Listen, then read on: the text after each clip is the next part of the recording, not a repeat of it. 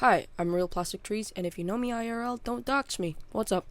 And for today's video, I am covering half of my forehead, because, as a 17-year-old girl, I am insecure. There's a big, huge pimple on my forehead. So I'm trying to cover that up. Whoops. Oh, you can't really see it. Whoa! Okay, sorry. For today's video, I generally don't know what to talk about anything for today. I don't have a script. I mean, who's surprised here, but like I genuinely don't. I think I'm going to talk about my journey, not my journey. That sounds like I just walked through the Sahara Desert, but like my experience with getting not no, let me rephrase that. My experience with people pleasing, being a people pleaser, I guess. Cause I mean, I still am, but I was very extreme with that behavior. I was very, how do you say this? I was very, I was determined to make everybody like me. And I'm not joking about that. Like, I was, every single time, like, one friend fell off or something like that. We drifted apart or something. I would be like, come back, you still like me. And it's so draining, and it's draining for them too. So, I'm sorry. This is my formal apology to everyone. I used to basically do everything that I could to make people like me. And not in a way of like, oh my god, she's so kind and she's so nice, because I know I'm not an angel. I know that, but like what I'm trying to say is what I was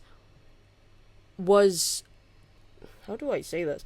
So basically, when I was like an extreme people pleaser, my idea or my approach to making people like me was not the fact that them seeing me as a nice kid or a nice or kind person. It was them seeing me as an equal. And that's so sad, right? That's so sad. Like, you don't see yourself as an equal. I would go on and on about the factors that go and contribute to that sort of feeling of not being equal. That's for a whole nother video. Let me just focus on this part. Whenever someone would like have a differing opinion, like an opposition from what I'm saying, I would be like, oh yeah, you know what? Yeah, you're so right. Yeah. Like, I would not stand my ground. Did not have any sort of like my principles, my own, my own opinions about the world. It was just not. It was not an anchor, Like, I mean, now I'm pretty set. Set straight on it. I don't think that's a phrase, but what I'm trying to say, like, right now I'm like halfway anchored down. I'm not fully developed. Duh, I'm 17. But like back then, I was like, the anchor was floating. You know what I mean? It was plastic.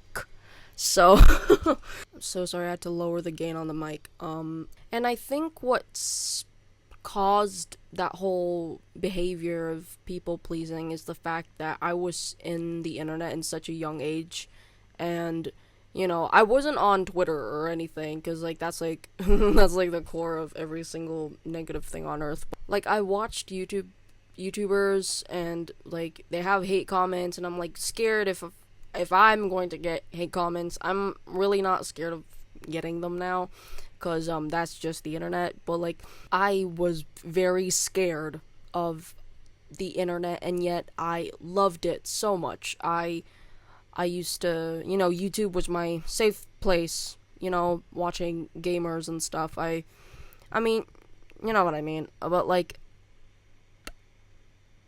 it was so scary. It's not even about the dark web or like gore or something like that. No, I was 12. I did not know that stuff exists. But like, what I'm talking about is like the like very mild stuff, like hater comments and stuff like that. And I used to be very scared of those, or getting those, I guess. And then TikTok came along, so that fear increased like tenfold. I was scared. Sorry, I was scared. Why did I say sorry? I was really adamant on being liked by everybody. Yeah. And I'm not now, because I think growing up is a part of learning to not be a people pleaser, but also I learned a lot from my friends back when I was a people pleaser. I mean, I still am again, but like I learned a lot from them. Like I remember learning a lot from these two girls, and they were very caring, and they understood that I was a people pleaser. Like they knew, like oh, okay, I'm still fairly close with them. They just live at another place right now, but like I remember learning a lot from them. They taught me how to, like stand my ground, be my own person, and have my own opinions on certain topics. And if you do debate with someone, stand your ground and don't let other opinions compromise your boundaries, unless it's by logic or empathy. Wait, let me rephrase that again. Unless it came from a place of logic and empathy. There we go. So yeah, I'm very thankful of them. I'm glad I'm still friends with them. They're very valuable friends. Definitely, though, they are those types of friends who, they're like your mom and dad for some reason. So if someone's calling you weird in a negative way, just like bask in the glory. I'm weird. So what? Everybody's weird. So that was from something.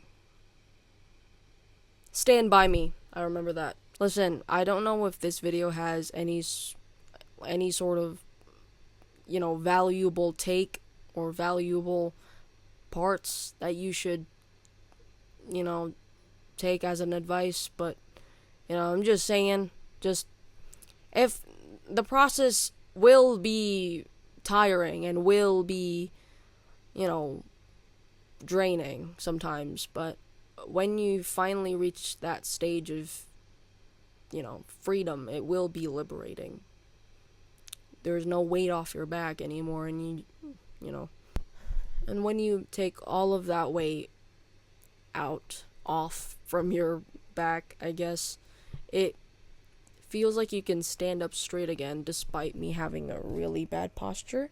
After all that, sometimes draining and laboring. I don't think it's laboring, but like it's very a long process, I guess, being yourself. But I'm pretty sure if you're like a teen like me, if you're my age, I guess, you still have a long way to go. So yeah, just don't beat yourself up too much. You have a long way to go. So yeah, don't worry. Anyways, this is Real Plastic Trees signing out. Bye!